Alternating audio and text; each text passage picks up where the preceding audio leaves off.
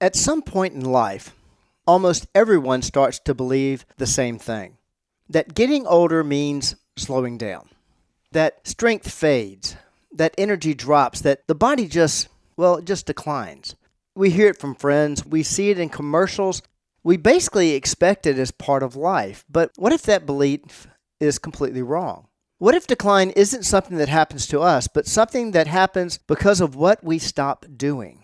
And what if the difference between someone who continues to thrive and someone who declines has far less to do with age and far more to do with something entirely within their control? Today on the Personal Edge Fitness Podcast.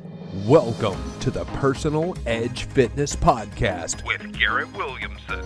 Health, wellness, exercise, nutrition, and a whole lot more. Got questions? Call us and leave a message at 251-278-EDGE or message us at Personal Edge Fitness on Facebook and Instagram, at Team PE on Twitter, or personaledgefitness.com. Hello again, everyone, and welcome to the Personal Edge Fitness Podcast. I'm Garrett Williamson, president of Personal Edge Fitness, and as always, I'm here to talk about health, fitness, longevity, and pushing back against what I call the lie of age, the belief that our abilities are determined by the number of years we've lived. At Personal Edge Fitness, we see something very different every day. We see people in their 60s, 70s, 80s, and beyond getting stronger, moving better, improving their balance, and overall, gaining confidence. And what that tells us is something very important. Decline is not inevitable. Now today, we're going to challenge one of the most deeply ingrained beliefs in our culture. We're talking about the lie of decline. Let me show you where this belief comes from. From a very young age, we're taught to expect decline. We hear things like, wait until you get older. My knees aren't what they used to be. That's just part of aging. And over time, that message becomes something we don't even question. It becomes expectation. And expectations shape behavior. Because if you believe decline is inevitable, in some ways you stop fighting it, maybe altogether. You accept less movement, less strength, less energy, and slowly, without realizing it, you begin to live in a way that creates the very decline you expected. Let me dive into some research here. A major study published in the Journal of Applied Physiology demonstrated that individuals in their 80s and 90s could significantly increase muscle strength through resistance training.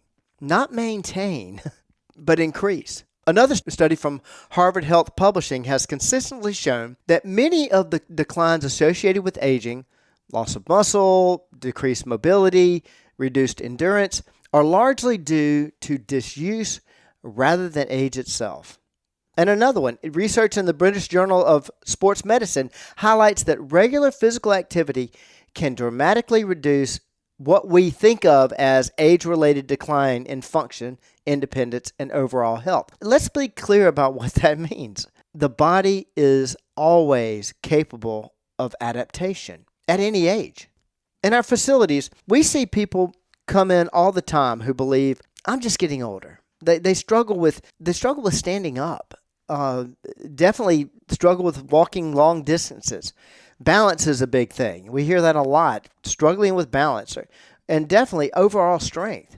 And they assume, maybe not wholly, but they assume that that's just where they are now. But when they begin to train, something remarkable happens. They improve.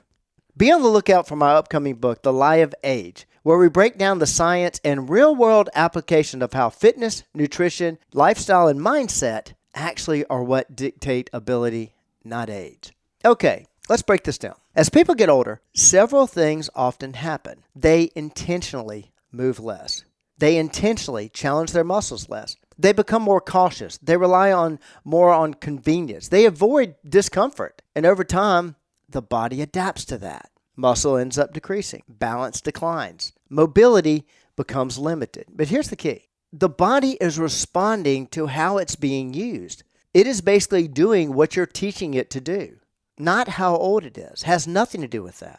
Let's look at the role of environment now. We live in a world that makes things easier. I'm not against that. As we talked about in a previous episode, the lie of convenience, ease can become a trap because when life becomes easier, the body becomes less capable. So let's look at rewriting this narrative. Instead of saying, I'm getting older, so I can't do this anymore, we need to ask, have I stopped training the ability to do this? Because those are two different things. Let me show you how powerful this belief is. This ties into mindset. If you believe, I am supposed to decline, you'll behave in a way that supports that belief. But if you believe, I can improve, you'll begin to take actions that support that instead. The people who maintain and even improve their abilities as they age, and I'm always careful using that word because people think AGE is synonymous with decline. So people who maintain and even improve their abilities as time passes on a calendar are not doing anything magical.